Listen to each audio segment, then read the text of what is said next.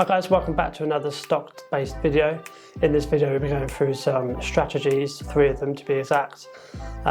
Just to add, I hope you had a nice Christmas and a nice New Year's. I did, it was different, but it was nice, thank you. Don't forget to like and subscribe to this video, it really does help me out a lot, especially in the beginning stages of this YouTube journey. Yes, I really appreciate that, and yes, enjoy the video. First up is the long-term strategy, and in this kind of strategy obviously it's kind of obvious you're going for the long term. So you could have, for example, ETFs, which we spoke about in the last video, which I'll link up here, and that is, an ETF is a collection of companies. It's more solidified when you invest in an ETF because you have strength and consistency over years and years. They've shown that. They've shown 7 to 10% over the last 50 years on average, and that's really good for basically a long-term portfolio. Other things you can look out for are very strong companies, especially within innovation and tech. So you've got Apple, Google, which is known as Alphabet on the stock market, and also Microsoft, obviously. These are big dogs in the stock market, and obviously they have the money, the innovation, the reputations to keep growing and growing. So that's basically a long-term portfolio. It's fairly simple.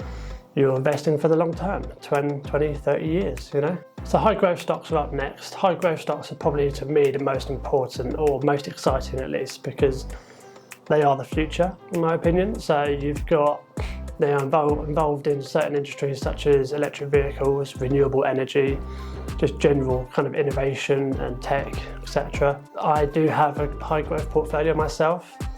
It's important to keep it compact and also kind of diverse at the same time.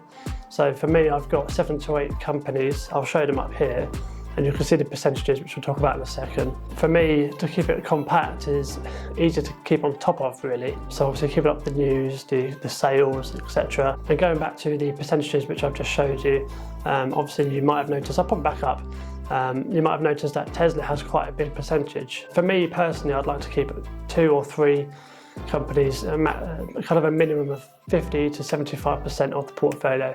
This way you're really getting those capital gains year on year out, because these companies are the ones that you're going to be holding for 5, 10 plus years, and they're going to be obviously the future, electric vehicles, etc. But also going to be the most solidified companies. So Tesla will probably be, I don't want to say the next Amazon, but it will be as big as Amazon in terms of market value. This way you will see a bigger percentage year on year, which obviously means more money, and which is why we're investing in the first place.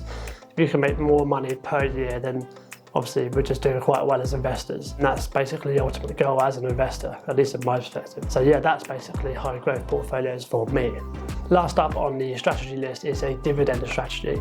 Now, if you don't know anything about dividend stocks, please watch my last video up in the corner here. We do talk about dividend stocks and how to research them a little bit and what to look for when we're looking for a dividend stock. So yeah, go ahead and watch that video. I do appreciate that. This strategy is the most simple, I believe, but it does require the most research in my opinion. For example, we're looking for things like how long they've been paying a dividend for. From what I've seen, over 20 years is really good, obviously, because it's a good track record. When we're looking for dividend yields, we're kind of looking for at least 2-3%. From what I've learned over the last few months, I believe that's actually quite good. And lastly, it's the industry that they're in. So kind of building, construction, real estate, fuel, energies, that kind of thing, things that we need for the rest of our lives. So yeah, looking for that. When doing your research on the dividend stocks, it's important to know what months they pay in. Now, obviously, in order to figure out when they pay the months, you can go on websites like Dividend Max. I'll stick a little screenshot up here. I did talk about it in the last video, but I'll just put it up there for now. And then you can see the pay dates and you can jot them down. Obviously, they pay on different months. So for example, we would have March, July, September, December. So then you would make like a spreadsheet or something. I'll put one up here so you can see. You can make like a spreadsheet so you can mark which months they pay in, and then you can kind of do your research on different industries and split up the industries, have a nice diverse dividend portfolio. That's a bit of a mouthful. Yeah, so you can obviously figure out what months they pay on, and then you can kind of average a nice monthly income throughout the year.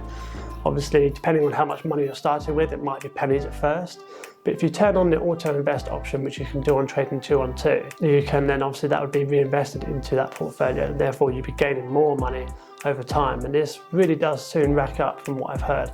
Haven't actually started a dividend portfolio yet. It is something I'm looking forward to doing next year, and hopefully I can get a fairly strong one and to show you guys and give you some ideas along the way. So overall, with dividend portfolios, it is important to do all your research, spend a lot of time doing it, because it is going to be very beneficial for you in the long term. You can put this in a slight long-term bracket as well, but for me, dividend portfolio is very specific to paying you the dividends, whereas a long-term portfolio is more of a long-term capital gains type thing. So yeah, that's dividend portfolio. So I hope you've learned something in this video about the basic strategies that you can implement into your portfolio and your investment journey.